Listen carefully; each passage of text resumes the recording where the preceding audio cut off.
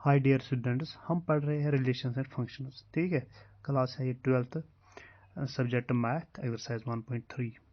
ठीक है, as you know हमने क्वेश्चन 1 to 9 तक सारे क्वेश्चंस किए हैं। आज हम करेंगे क्वेश्चन नंबर 10। तो यहाँ बता रहा है कि एक फंक्शन है, ठीक है, x to y, be an invertible function. ठीक है, ये इन्वर्टेबल फंक्शन है। इन्वर्टेबल फंक्शन कब होता है? जब 1 ऑन टू होगा। ठीक है, तब हम बता सकते हैं कि वो इन्वर्टेबल है। ठीक है, और हम उसके लिए क्या करते थे? गॉफ और फॉग निकालते थे, तब हम बताते थे कि इन्वर्टेबल है, फिर उसका इन्वर्स निकालते थे। ठीक है, तो हमें शो करना है कि ये यूनिक इन्वर्स है। ठीक है, तो इसके लिए हम क्या करेंगे? सबसे पहले मैं बताऊंगा कि हमने दो सेट लिए। समझो कि एक ले लिया ए बी सी, ठीक है, और यहाँ पे ले लिया है 4 6 8। ठीक है, ये फंक्शन है एक्स टू वाई। ठीक है, यहाँ पे एलिमेंट सेट ए, ये समझो बी। ठीक है, तो फंक्शन क्या है? ए टू बी। ठीक है, अब ये बता रहा है कि ये इन्वर्टेबल है। तो इन्वर्टेबल में क्या क्या होता था, हम क्या प्रूव करते थे? सबसे पहले कि इन्वर्टेबल अगर होगा या नहीं होगा। तो अगर होगा तो उसके लिए हम क्या चेक कर लेते थे कि इन्वर्टेबल है या नहीं। सबसे पहले हम 1 चेक करते थे, फिर ऑन टू, ठीक है, फिर गॉफ और फॉग चेक करते थे। ठीक है, ठीक है, तो हम बताते हैं कि इन्वर्टेबल है। अब ये क्वेश्चन में ही दिया हुआ है ये इन्वर्टेबल है। तो इन्वर्टेबल का मतलब क्या होता है?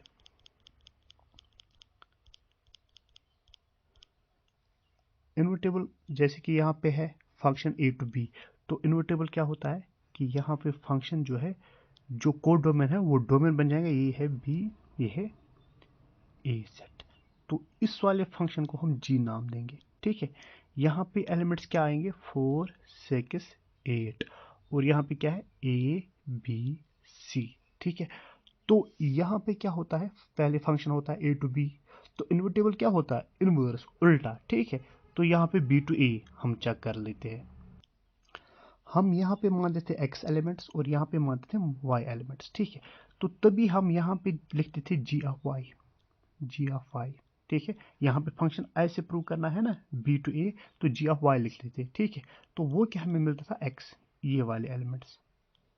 ठीक है, या हम यही जी ऑफ वाई लिखते थे F inverse of y.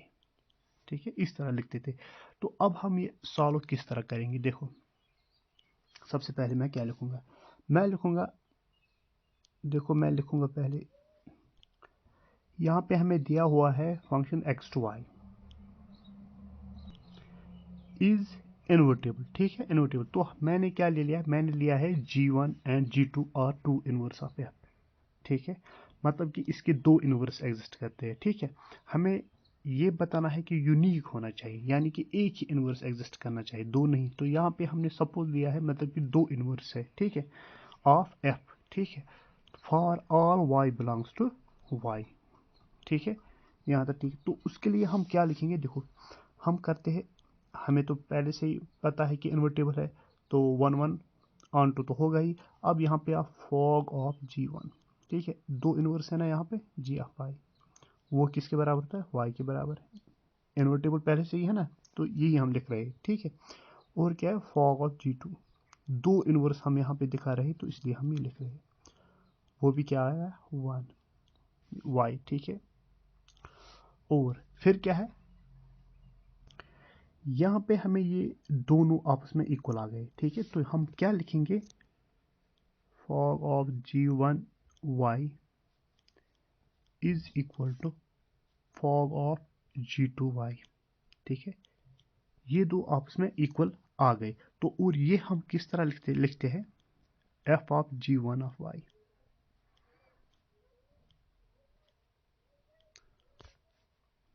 F of G2 of y.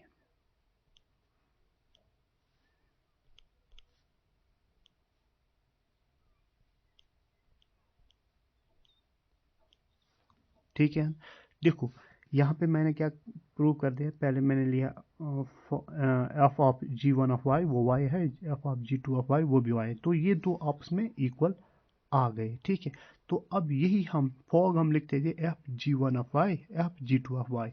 अब ये तो 1 1 है, तो जब 1 1 होता है तो x इक्वल टू वाई के बराबर होता है, ठीक है। तो यहाँ पे देखो f तो सेम ही है यहाँ पे, तो ये हम क्या लिखेंगे, g1 of y is equal to g2 of y,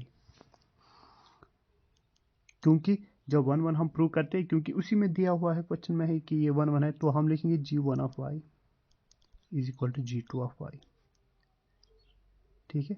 तो इसका मतलब क्या है, ये दो आपस में इक्वल है, ठीक है, क्या है, equal, x is equal to y लिखते थे ना, तो इसी तरह हम लिखेंगे g1 is equal to g2, यानी कि ये डिफरेंट नहीं है। अगर ये डिफरेंट होते, अगर ये इक्वल नहीं होते, अगर ये इक्वल नहीं होते, तो यहाँ पे जो जो a टू b है ना, तो हमें क्या दिखाना था, यूनिक इनवर्स है, तो यहाँ से हमें दो अलग अलग इनवर्स मिल जाते, ठीक है, g1 का अलग और g2 का अलग। लेकिन ये g1 और g2 ये सेम एक ही है, तो यहाँ से एक यूनिक इनवर्स बन रहा है, ठीक है। तो हम कहेंगे hence f has unique inverse,